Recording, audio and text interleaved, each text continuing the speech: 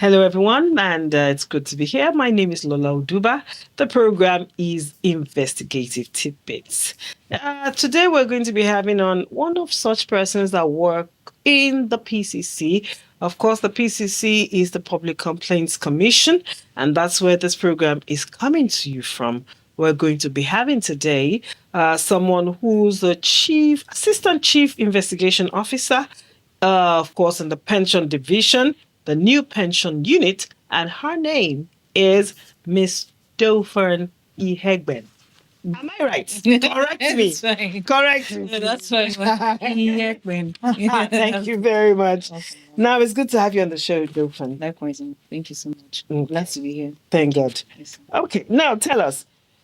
You work in the new pensions units. Believe me that there are a lot of Nigerians who do not even know about the old pension or the new pension unit. So before we go into the investigation part of your work, which is why we're here, could you tell us the advantages of being among the new pension units enlisted in that particular scheme?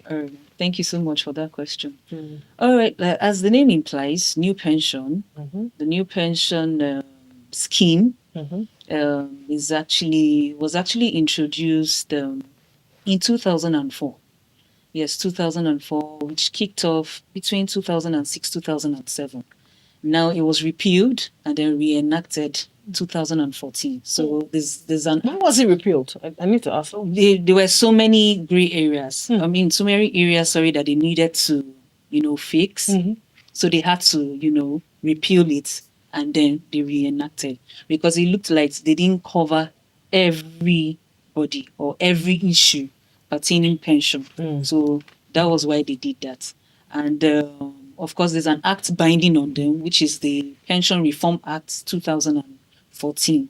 Now, if there's something new, of course, there should be something old. Yeah. Now, the old pension, like the name implies, it's a scheme that is one-sided. Let me put it that way, because it's just the government that contributes for you. Yeah, so at the end of the year, at the end of your retirement, when you've served and all of that, everything is being calculated and then paid to you. And it's the government that calculates all of that. So then it was not really digital. So you can't really say how much I had, and all of that, because you cannot really know. Now the archives were there.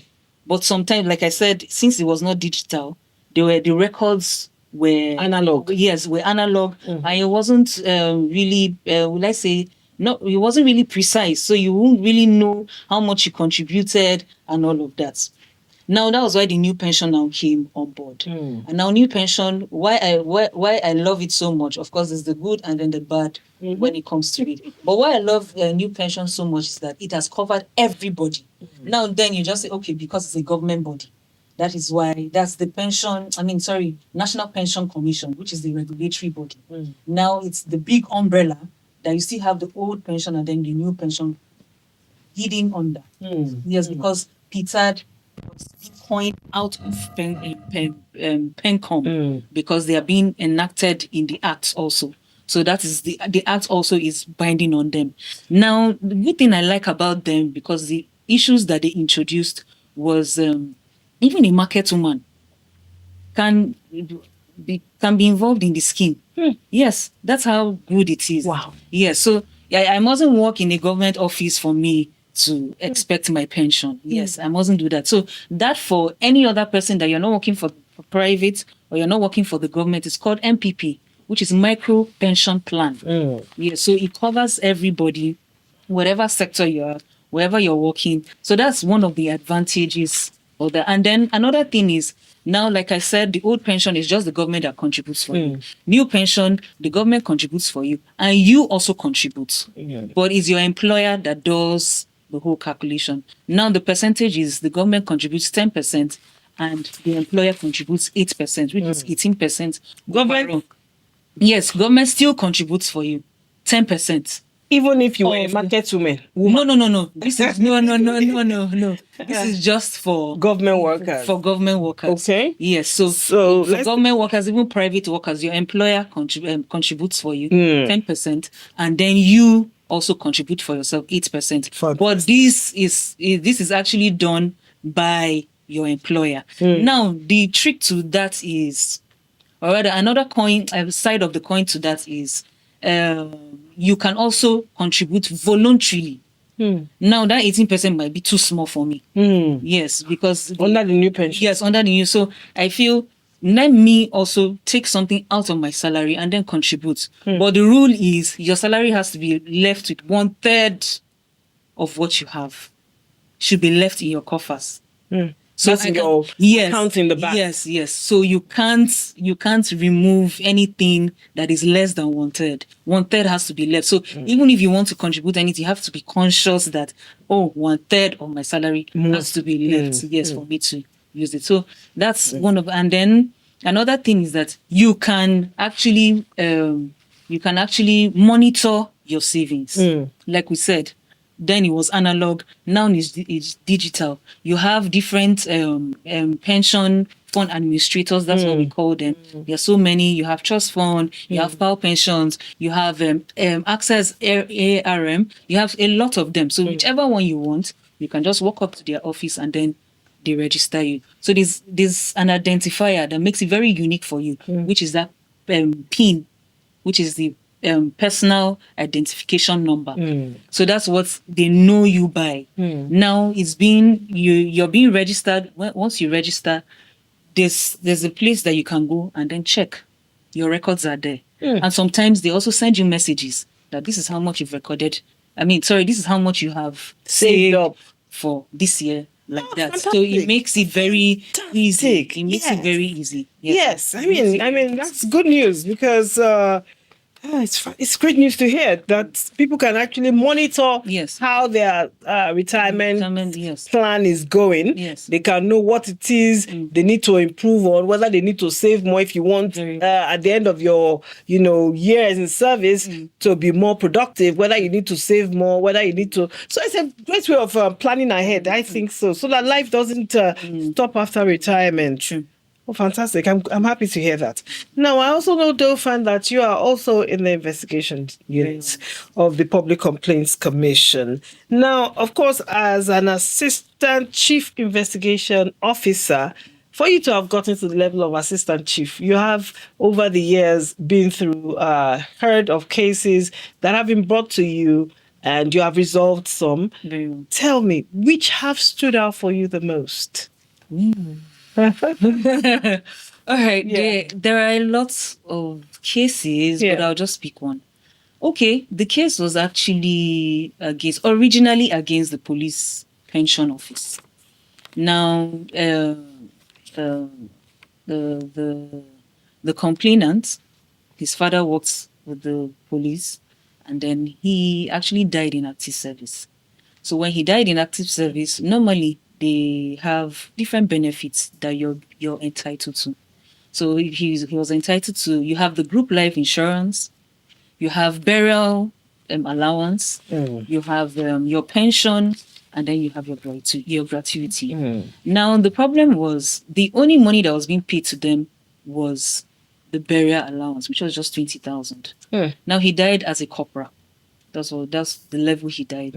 As a sergeant. He died as a sergeant. Now, issues, after the burial allowance was being given to them, efforts they made in getting the pension and other entitlements paid to the family, proved abortive. Now, hence, that's why they came to the Public Complaints Commission. Now, when I was being assigned the case, I had to check. Of course, you have to check the documents. You have to see, if it's in line with whatever it's been said or whatever it's been complained about. And I discovered that it was a tripartite case because his his insurance was not paid. You still have, I think, his insurance, his pension, and then gratuity. Now, I did an on-the-spot investigation to the Nigerian Police Force, the headquarters. First of all, we wrote to Police Pension Office. Like I said, that was where he originally complained. The respondent. Son. Yes. So we wrote, and then they told us that he was not they were not saddled with that responsibility. So they referred us to the head office. Now we wrote to the head office, and we didn't really get any response from them. But he was under their service, isn't it? Yes, he was. He So was. why were they not saddled with that responsibility, first of all? Yes, because those benefits and everything is meant to be the headquarters. That's meant to compute everything. Okay. Yes, Okay. yes. So we just got his information, which is the file number and some other documents that we needed, and then we proceeded to the head office. Now, when we went there, they told us we got to see that was the first insurance office. That's what they call it, because they are the ones saddled with the responsibility when it comes to pension and all of that. When it comes to the police, so they told us that the pension we will have to, because of the year that he died in active service, we need to go to PTAD. Like I said, that's the old pension scheme, because he died in 2006. Yes. So we needed to go there. Now, like I said, it was a tripartite case. Now for his group insurance, and they call it group assurance. So for the group assurance, when we checked and we saw it was being introduced in 2010 or so, yes, if I'm not mistaken, in 2010. Meanwhile, he died before it was introduced. Wow. So he was not entitled to all of that. Yeah, so the third one now is, so, as the investigation got very tricky and everything, I got to know that his father also contributed, had shares and had, he saved some money in their cooperative. Now, when we checked and we saw, I was like, okay, so how do we go about that? Because it's his money and the family is entitled to that. Now, we said, how do we go about recovering the money? And they said, we need to write to their Lagos office and all of that. And they will pay them as at that value then and not now. So the family said they don't need it because the money will be meager. Yes, so that's how we finished with those. Did you find out how many years he even used, in service before he died? How many years? Yes, he was barely 10 years in service. Yes. And what was the money? What was the money to amount to as at that time? If they had collected everything. Yes, if they had collected everything, let's say for a sergeant, I think it will be really meager. If it's for their cooperative, I don't know how. Yes, I don't know how, because that's why we needed to write to their Lagos office. So you give us the details. Let's know how much he contributed for each year that he contributed, so we know the total. But nothing, he wasn't availed to us. And like the family said, they were not interested because they know the money will be meager. It's not going to. Yes, it's not going to. 10 years. Yes, in service? After 10 years in service. Wow. So we had to forgo that. And then, of course, like I said, the insurance he was not entitled. Wow. So it was just the pension and gratuity. Now, long and short of everything, the primary complainant, actually, in the space of everything, he had a financial crime issue. Wow. So he served jail time for 2 years. Yes. And we were still on this case because we still had his brother. Fortunately for us, before he got into prison, he went to PTAD to do his own verification. Now, when it comes to this, in PTAD, now this is old pension, you have what we call NOK case. And for NOK, you have a joint NOK, which is 2 persons. Now, he was the primary and then his mother. Yeah, so it was just the mother that was left to do her own verification. But they needed 2 other documents. Now, so when he left, we said, okay, those documents, which is the father's attestation letter, that's what the police call it, what we call offer letter. And then his records of service. They will need to check, let me see, the records of service, what it is, so that they can compute and know how much they will pay him. So we didn't have that. And when we called, they said they don't have. So we wrote to Lagos, they needed to check their archives. They said, the same analog issue we've been talking about. They said they couldn't find it, like that. And the last place he served was in Minna. So I had to write to Minna, and they said they asked for money. And we were like, no, the person actually worked here. So we don't think, you should be asking for any financial charge or anything. Well, long story short, they gave us the emolument card. We took it to PTAD. He said they needed us attestation. So I had to call his brother. Now, since you're not doing any verification, it's just for you to help get those documents. And we got those documents. In short, before it started with letter of administration. I know how hard it is getting it from the court. We got that. I mean, it was strenuous, but it was worth it. So finally, they're being paid. Yes, I don't want to go into the nitty. Yes, but that must have been It was That must have been a lot, A because lot. I mean it was a A lot lot. of complicated resources and everything. complication It was a lot. everywhere now, Yes, to avoid such complications, for those who are watching and have dependents, Yes. because nobody is assured tomorrow. True. What is the best thing to do to avoid such complications? Well, that's a tricky question. All right, when it Or comes the basis. I mean, the basic things to do. to do. Yeah. So that, it's easy in case anything happens to you. True. Okay, I'll speak for new pension. Yeah. Now, when you get into service from your first to fifth year, you need to, there's what they call the PENCOM, National PENCOM, there's what they call re-verification. You keep going for verification. So your details are being updated. Now, so it's not too hard. So immediately when this thing is being presented, immediately they pay you. Yeah, so but people leave it there and they don't go for a verification, nothing. And then it now becomes an issue. Now, another thing is if you have like maybe NOK or something, make sure you tell that person. The financial Next of kin. yes, your financial things that you have, so that in case you drop dead tomorrow, yes, there will be a fallback. There will be somebody who Can claim and pick that up. So it's a whole lot. Now it also depends on the organization.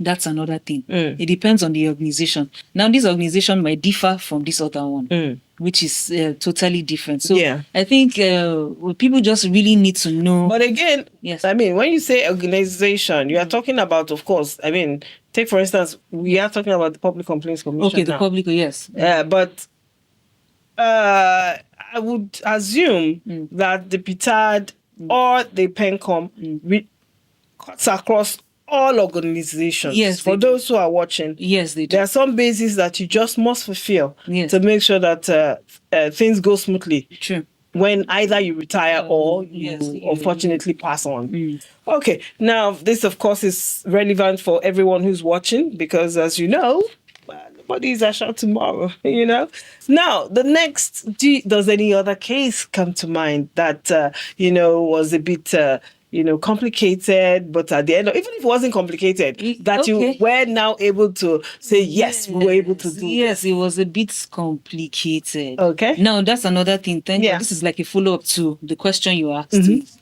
Now, when it comes to registration, Yeah. yes, with if you want to key into any of the pension fund administrators, yes. So this particular person actually registered with an administrator. Yeah. So words from people, and all of that. And then they said, no, there's this better PFA. Why don't you go and join them? Their ROIs, their mode of operations and everything is far better than the one you've already keyed into. Now she went there and then registered.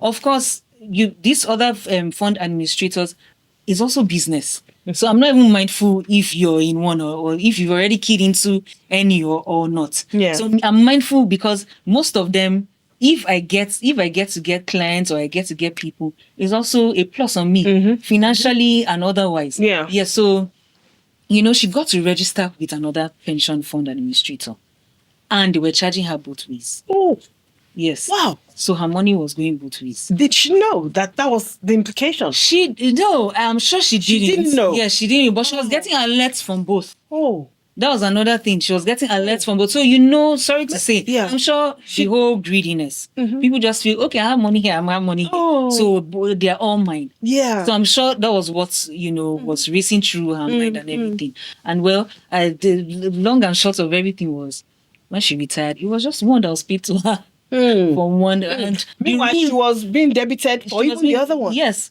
And the rule in PENCOM is once you register 2 pins, when you have 2 pins, the first one overrides the second. Okay. Yes, that's the rule. The first overrides the second. Yes. So what she needed to do was when she registered for the second one, she would have gone to PENCOM. No, she would have informed them at the PFA that, see, I was in trust fund before. Now I'm coming to premium.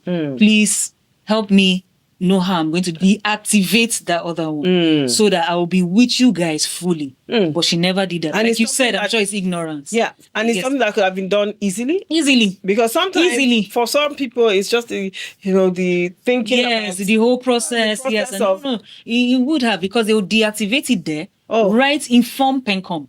Oh. Pencom deactivates too. Yes, and then that's it. Yeah, so that's the Fantastic. same thing and she never went for verification, re-verification. Because if she went, her They would have details told would have her. been updated. Yeah, they would have Yes. told her, and then of Yes. course, the details would have Yes, been. so you know, at the end of updated. the day, we told her no, this Oh, is no. oh. And you know How did she feel? No, she actually felt bad because that was Because what she's it been was. debited over Yes, the years. and you know, there's this notion about Public Complaints Commission because people feel that the complainants are always right. That's the tricky thing to it. Sometimes they are wrong. Yeah, so it's just an example of this case. Yeah, Yes, yeah. it's like more like So the she lesson. came to complain. Yes, she not came to- knowing that she actually was in the wrong. Who was in the wrong. Fantastic. Now, in that kind of instance, for those who are watching right now, I hope nothing happens to them and then they begin to feel that, oh, I better keep my complaint to myself. For those who are watching right now, I hope it doesn't come to that because I want to know. I mean, after because I want to imagine that I was in her shoes, and I would think that will I just walk out of here without anybody accosting me that you were operating 2 pins and stuff like Yes, that? yes. That's not a crime, is it? And no, well, by the books, it is. It is actually. Yeah, But yeah. like we said, you don't excuse ignorance. But of course, yes, was- just wearing the human face, being compassionate, you let it go. Fine. Now, another thing people don't know about Public Complaints Commission is that we have penalties for people who bring false cases. So you need to be sure of what you're bringing. Don't just bring things, a complaint and then accuse people. Be sure of what you're bringing, documentary evidence and everything. Yes. Okay. Now, tell us, Dolphin, how do you think the Public Complaint Commission is going to be 50 very soon? Right. Yes, Yeah. Yes. And, we're just on an awareness drive to make sure that more people know about the Public Complaints Commission. How do you think the Public Complaints Commission can, break that gap between the public perception, what they assume of the commission, and what the commission actually does? Well, it breaks my heart sometimes when people don't really know the power Public Complaints Commission has. Yeah. The ombudsman, yes, it's a big carrier. It's really a big carrier. Yeah. But people don't really understand. Well, to answer your question, there are a whole lot of things that we need to do. And it's not something that will just be done in a day. Yeah. It's something that, gradual, but yes, we keep doing it, keep repeating, keep reiterating, and keep at it every time. Yeah. Now, there's what we call, I'm a theatre artist. Yeah, that's what I read in school. So there's what we call jungle publicity. Now, bringing publicity to the people. Now, trying to behave like them. So I'm not just coming to, compel you to do something. No, I'm coming to show you that I understand your pain. I'm empathetic. Yes, I know what you're going through. So it's go to the public. Even if we go to the public, we speak to these people. Come to us at no charge. And Nigerians like Oshofree. They love free things. And this is what the commission offers to you. Yeah, We don't free of pay you charge. free of charge. Yes, we take your burden Off you. Yes, off you. Yes, and we try As long as much you bring possible. as many details as as you many details as possible. So we are free, we are open. And it's so very good that we have presence in all states, Yeah. even some local governments. We do. So we just, I know people just feel, okay, maybe there are times where this is just government now. They do whatever they want to do. No. It's not just government. No, it's not just government. Public Complaints Commission is It's- here to serve you Very well. and serve you effectively well. Very well. Very well. Fantastic. Very well. Now, tell us, of course, the Ombudsman's Radio has been in existence for about a year now. Wow. Great. Yeah. Tell us, from your experience, how do you think the number of cases have improved since last year, 2024, to now, 2025, June? Okay. How they have been improved? Yes, we've had to an extent. Yeah, there was something that was being introduced last year.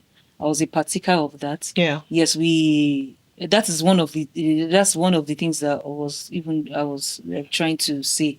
Now, taking ourselves to the public. Now, there was something we introduced that we said systemic investigation. Now, going into the public, having DEX officers everywhere, having presence. So we started with hospitals and schools. I happened to be in Kubwa General Hospital. That was where I was the DEX officer there with one of my colleagues. And we were there with first-hand information, what was happening there. So we even went undercover Wow. Nobody even knew. It was just I like it that. was just the medical director that knew. That knew. Yes, that knew that, okay, these persons are, we already had Servicom officers on ground already, because of course that's what they do. We always have DEX officers everywhere. Yeah. But that was a good initiative, if you ask me. Okay. So PCC is saddled with that responsibility to initiate cases, not just wait till cases are brought to them. Yes, so that's like the major responsibility that the PCC has to initiate cases. Now, I'll give you an instance. There was a woman, a pregnant woman. I noticed I came to the hospital. This was 7 a.m. when I reported to the hospital. I sat and then I said, okay, let me just do my usual rounds, and all of that. So myself and my colleague, we went round, and we saw that I noticed that this woman has been there. This was around 10 a.m. And she was still there, unattended to. That's someone who has been there for 7 since she got there. Heavily pregnant. Wow. I think she should be like 8 months or 9 months gone. Wow. 8 months gone, to be precise. And I went to her, I beckoned on her, and I went, madam, you're still here. What happened? She said, they no attend to me and all of that. And I'm like, waiting happen now, money. I've been waiting. Abi, you're waiting for your turn or something. And she was like, no, now so these people, they do, and everything. And I went straight to the medical director. I didn't even ask who was even in charge. No, I went there, and then he called, he actually sent for the person that was actually in charge. And then immediately they attended to her. I don't know, Nigerians So are just imagine if there was no one to fight for her. Exactly. Oh, Exactly. so basically what we really need to tackle in this country is attitudinal change. We must first of all change ourselves. Yes. Look out for the other person. True. I think that is just the awareness. We need to start from there. True. Because if you can all do that, then we would even find that there are less complaints to deal with. Nigeria, I just wish you can get it right. Honestly. Very well. She was then attended to. She was attended to. Oh. She was attended and to. many of such people In the space of 5 minutes. That are everywhere and are just not being attended to. Or something is happening and there is no one to speak for them. True. Well, now you know, if you're watching from anywhere, that the Public Complaints Commission is here to, of course, speak for you at no extra cost, not one kobo. So tell us now, of course, what can you give us an overview of the number of cases that you have handled from 2024 to now? Okay, myself? No. Okay, the commission. Okay. All right, the commission. Yeah. Well, there are a whole lot of cases. Yeah. that we've handled. Yeah. Okay, so from 2004 to 24. 24. I'm taking us back. So sorry. Let's take All right. 24. Okay, Yeah. okay. So, Yeah. 2024 till now, over 5,000 cases, if I'm not mistaken. Yes, like I said before, we have the headquarters, which is here. We still have the FCT. Yeah. Now we have FCT, which covers other offices, other area offices. Then we have our states too. Over. And how many of these? How many of these have been resolved? Okay, statistically, because we always hold our annual reports every year. Statistically, we see that we have like close to 3,000 cases resolved. Wow. Yes, 3,000 cases resolved. That's Some at the fantastic. spore. Yes, and like that. Yes, 3,000 cases resolved. Fantastic. So we must say that's a success story. Very well. Success story. So we just keep on pushing for awareness and everything. Delphine, what can I say? It's been great to have had you on the program. Of course, coming to talk about the new pension scheme and coming to talk about the cases that have stood out for you. By the time you come here next, you're going to take another case. Another case, even if it's not yours, so that people can know what the Public Complaints Commission, the extent to which they take on people's burdens and just sort it out. That's right. Fantastic. I'm free anytime. You come back. Thank you so much. Thank And you for for having those me. who are watching out there, how can they reach The PCC. Yeah. Okay. The PCC, like I said, it has presence everywhere. Yes, we have presence everywhere. We're located in number 25 Aguiyi Ironsi Street, Maitama. You still have Zone 6. Just Google. Yes, you have. We also have presence at Zone 6. Amak office at Area 10. We're also there. We have offices in Karo. We have offices in Buari. We have offices in all those all you need to do is just locate the one close to you. commission. closest to you. Yes. Thank you so much, Dr. Welcome. And if you don't want the stress coming, Yeah. you can just Google PCC, and you can also lodge your case online. Yes, we also entertain that. We entertain that. Even if you cannot speak English, we can do that. Just come, take the burden off you. Yes, Whatever language. Whatever language, even if it's French, but up to the task. Up to the task. Whatever foreign language, local language, whatever it is. Yes. PCC really is here to serve you better. And of course, the Ombudsman's Radio is here to also listen to you and make sure that, the right thing is being done. And we're here to inform, entertain, and educate you as well. My name is Lola Oduba. And of course, the program you have been listening to and watching is the Investigative Tidbits. Until next time, keep on watching the Ombudsman's Radio. See you again.